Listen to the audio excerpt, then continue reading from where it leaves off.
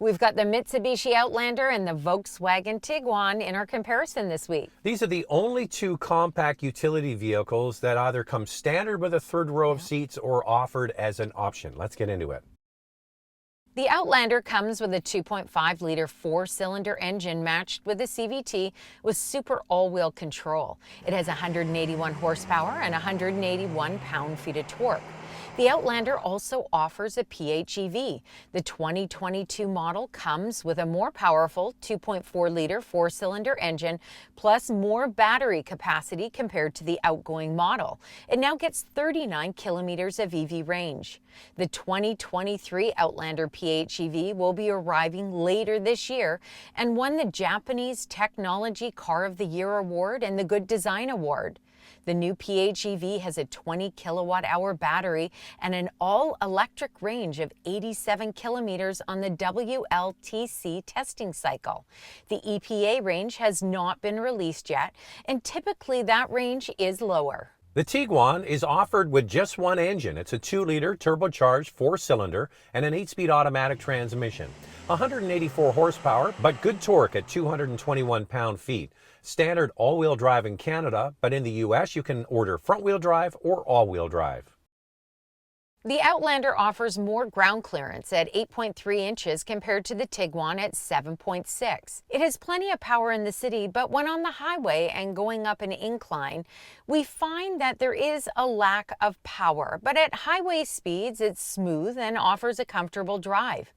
Compared to the outgoing model, the Outlander has improved handling, enhanced agility, and lighter weight, which contributes to its better fuel economy.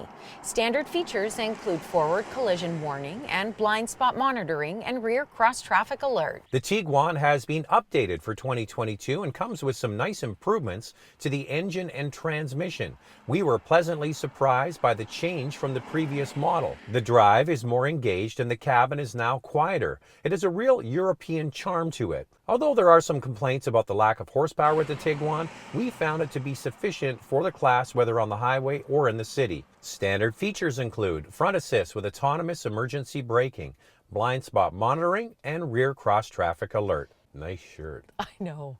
We didn't know we were both wearing red. Sorry about that. But we both walked out the door and we got in the car and we went, oh boy. We're matchy-matchy.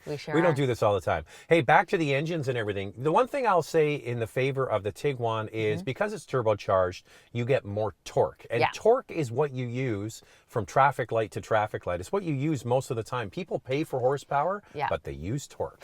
Yeah, and I find that the drive is more engaging. It's entertaining. It feels like a German vehicle. That's how it drives. However, the Outlander does offer a smooth and a comfortable drive, but when you're on the highway and you're going up a bit of a steep incline, it does struggle a little bit with power. Big difference also, continuously variable transmission on the Mitsubishi, conventional 8-speed automatic on the Tiguan. For some people, that will be the deal breaker. Other thing in the favor of the Tiguan. The previous or the first model when it was out had this really clunky shifting between first and second gear and almost like it stumbled. That's all been fixed. The drivability of this latest 2022 Tiguan is vastly improved. Night and day. We have followers who have purchased the Tiguan and they absolutely love it. We even got some pictures and it's just nice to help people buy cars. The Mitsubishi Outlander is wider and longer than the previous model. The front of the Outlander has the dynamic safety shield design, which Mitsubishi says blends the feeling of protection and performance. The daytime running lights and turn signals are positioned in the upper half and given a thin, sharp shape to improve visibility. It comes standard with LED headlights and taillights and 18-inch wheels. 20-inch wheels are standard, 2 up from the base model in Canada on the LE trim, and in the US, 1 up from the base model on the SE trim. There is no spare tire for the Outlander. A tire repair kit is standard. This redesigned Tiguan has a refreshed grille and bumper, new LED headlamps, standard 17-inch wheels. There are new wheel designs, available R-Line styling on 2 trims. The R-Line Black Edition model comes with 19-inch wheels and black exterior accents. The top Highline R-Line is what you're looking at here, has 20-inch wheels, an illuminated front grille with exterior chrome accents. The Tiguan comes standard with a spare tire. The reason why we put these two together is that they are both 7-passenger vehicles. Now, the Tiguan in Canada, you can pay $800 extra as an option to get that third row. In the US, it is only available on front-wheel drive models, which actually I think is a shame. I think it would be nice if the US had that option of just adding the third row at a price. The Outlander, on the other hand, comes standard with a third row of seats, and it's one of the charms of the vehicle and one of the reasons why it's been such a good seller for Mitsubishi. And by the way, since this new Outlander, the redesign that you're looking at here, has been in the market, it has shot the lights out for Mitsubishi. They thought they had a hit on their hand. I don't think they realized what a big hit they had on their hand. Here's our used car alternative from CanadaDrives.ca. We chose a larger third-row SUV option, also with a 4-cylinder engine, the 2017 Mazda CX-9 GT. It has 107,690 kilometers on it for 28,990 Canadian. Click on the tab or the link in the description below to find more vehicles in this category from CanadaDrives.ca. We do this comparison twice in a week. You're watching it on YouTube, but the day before, it drops on Instagram, Motormouth_Andrea, and then we collect some of your comments and read them out. I would go for the Outlander. Better interior, and Mitsubishi is more reliable and has better warranty.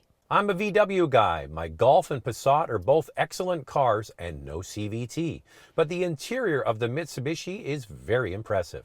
I like the Outlander for sure. I've actually been in the Tiguan and it doesn't feel as nice as the Outlander does. The CVT is a deal breaker for me. The Tiguan doesn't offer very exciting performance, but it's still relatively fun to drive, and the interior of the Tiguan further attracts me to it.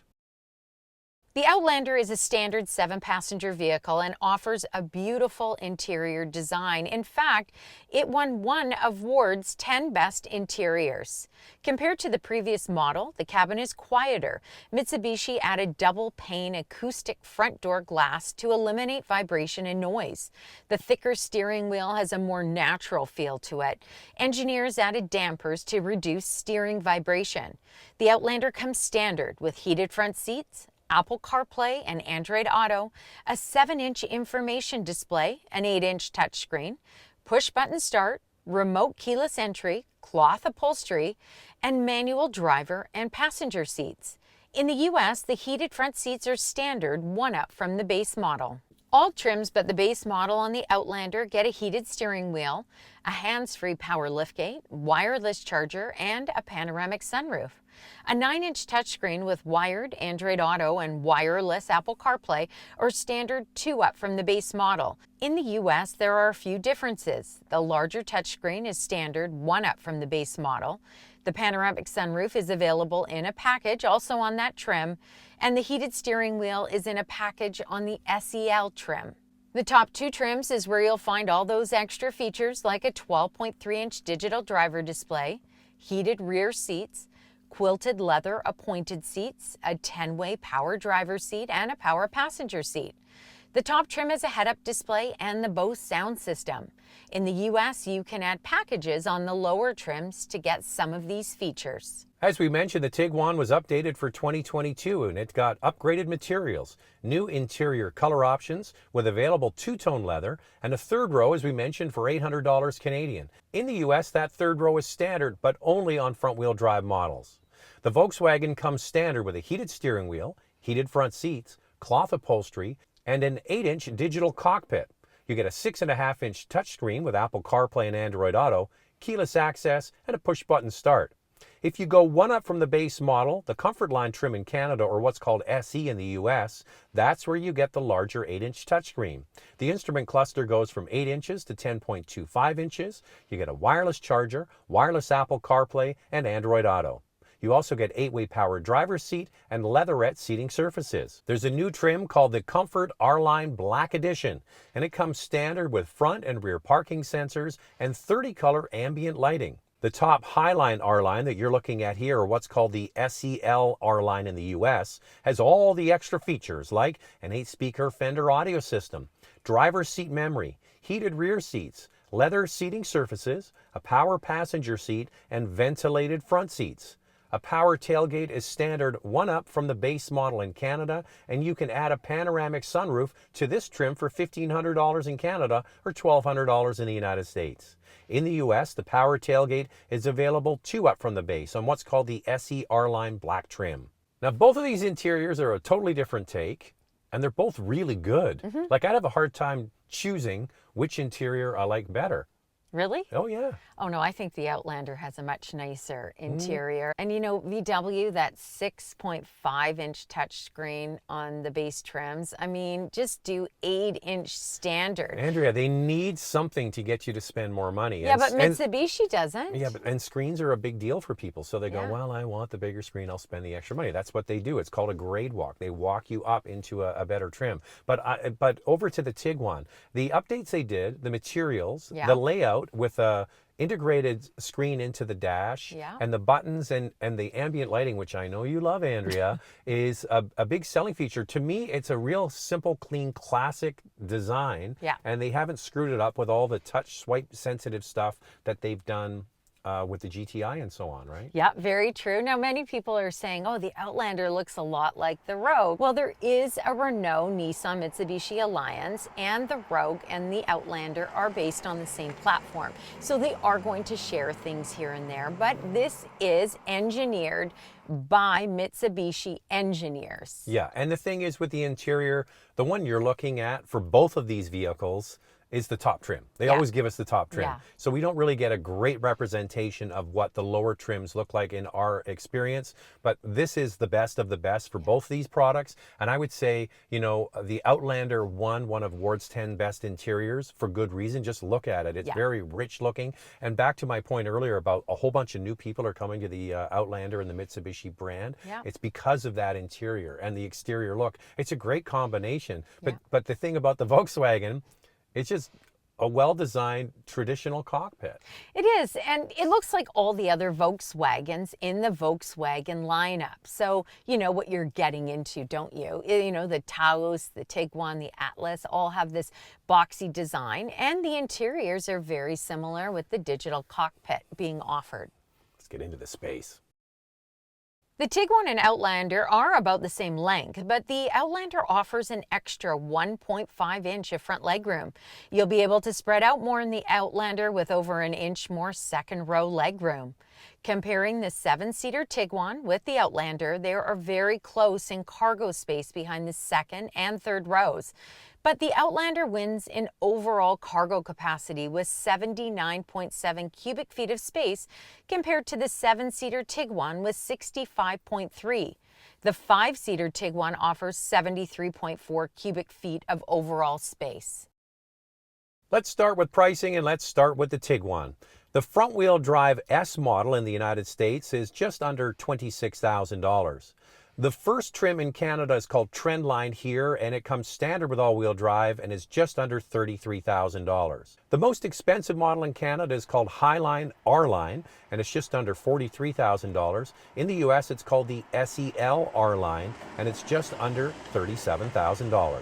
J.D. Power gives the 2022 Tiguan a quality and reliability score of 76 out of 100. CarEdge states the Tiguan will retain 51% of its value after 5 years. Here's the fuel economy, just one engine, 10.6 liters per 100 kilometers in the city, 8 on the highway. That's 22 miles per gallon city, 29 miles per gallon highway. The towing capacity is just 1,500 pounds. The warranty is 4 years, 80,000 kilometers, or 50,000 miles. Here's the pricing for the Outlander. The base front-wheel drive model in the U.S. starts at just over $26,000. The first all-wheel drive model in Canada is just under $32,000, and in the U.S., just under $28,000. The top GT Premium that you see here as our test model is just over $42,000 Canadian, and in the US it's called SEL and it's just over $34,000 US. J.D. Power gives the 2022 Outlander an impressive quality and reliability score of 86 out of 100. CarEdge states the Outlander will retain 47% of its value after 5 years. Here's the fuel economy. 9.7 liters per 100 kilometers in the city, 7.9 on the highway. That's 24 miles per gallon city, 30 miles per gallon highway. The towing capacity is 2,000 pounds, and the warranty is 5 years or 100,000 kilometers, 60,000 miles. Now, there is a limited time offer in Canada of 10 years or 160,000 kilometers. Unfortunately, I didn't see this offering on the U.S. website. So Andrea ended there on the warranty for the Outlander. Yeah. You get more from Mitsubishi, and they have these spiffs they do where they kind of basically double the warranty up to 10 years, but it's really only for a couple of months. It's to spur sales. It's a sales incentive. But over at Volkswagen, they've got a longer warranty than most mainline brands. Most brands do 3 years. Volkswagen does 4, so that's good coverage too. Yeah, and going back to that warranty with Mitsubishi, even the powertrain warranty of 10 years, which is standard. Other manufacturers like Toyota, Honda, Mazda offer 5 years on the powertrain. So there's a lot of perks to buying a Mitsubishi, and if you can get in on this deal right now, even better. So let's get back to the drivability of these for a moment. With the Outlander, it's got a continuously variable transmission. Some people will put a big X next to it just because of that. Yeah. Where the Tiguan has a regular 8-speed automatic transmission.